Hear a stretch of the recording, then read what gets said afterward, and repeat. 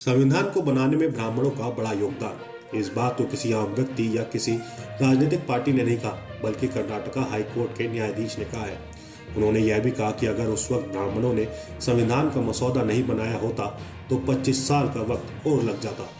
आपको बता दें कि यह बयान कर्नाटका हाई कोर्ट में न्यायाधीश कृष्ण एस दीक्षित ने दिया है, जिसके बाद से वो सुर्खियों में आ गए हैं। इस बयान के लिए उन्होंने संविधान निर्माता BR अम्बेडकर के एक बयान को कोट किया।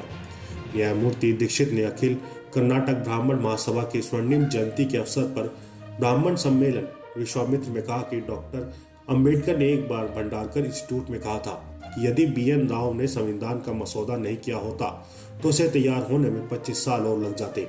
जस्टिस दीक्षित ने कहा कि संविधान का मसौदा समिति के 7 सदस्यों में से 3 अलादी कृष्ण स्वामी अय्यर, N गोपाला स्वामी अयंगर और BN राव ब्राह्मण थे। ब्राह्मणों पर अपना रुख स्पष्ट करते हुए उन्होंने कहा कि इस शब्द को जाति के बजाय वर्ण से जोड़ा जाना चाहिए। जस्टिस कृष्ण एस दीक्षित ने आगे कहा कि वेद का वर्गीकरण करने वाले वेद व्यास मछुआरे के पुत्र थे। रामायण लिखने वाले महर्षि वाल्मीकि या तो अनुसूचित जाति या जनजाति से आते थे।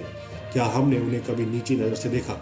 वहीं हम आपको न्यायमूर्ति कृष्ण एस दीक्षित के बारे में बताएं तो उन्होंने जुलाई 1989 में अधिवक्ता के रूप में नामांकन कराया था। तब से वे कर्नाटका के हाई कोर्ट और मद्रास के हाई कोर्ट में वकालत कर रहे हैं, जहां उन्होंने रीट कानून, चुनाव कानून और सेवा कानून में महारत हासिल की है। वहीं वे कई राज्यों के सेवा कानून न्यायाधिकरणों के लिए समक्ष मामलों में पेश हुए हैं। उन्होंने 1999 में भारत के चुनाव आयोग के लिए वरिष्ठ स्थायी वकील और अतिरिक्त केंद्र सरकार के स्थायी वकील के रूप में नियुक्त किया गया था। जस्टिस एस कृष्ण कुछ राष्ट्रीयकृत बैंकों के लिए पैनल में भी रह चुके हैं। वह कुछ सालों तक बेंगलोर के एक लॉ कॉलेज में पैरा अकेडमिशियन और पार्ट टाइम लेक्चरर भी रहे हैं। वहीं कुछ कन्नड़ और अंग्रेजी समाचार पत्रों में पत्रिकाओं में भी लिखते रहे हैं। जस्टिस एस कृष्ण दीक्षित समकालीन सामग्री के मामले पर कई टेलीविजन बहसों में भी भाग ले चुके हैं।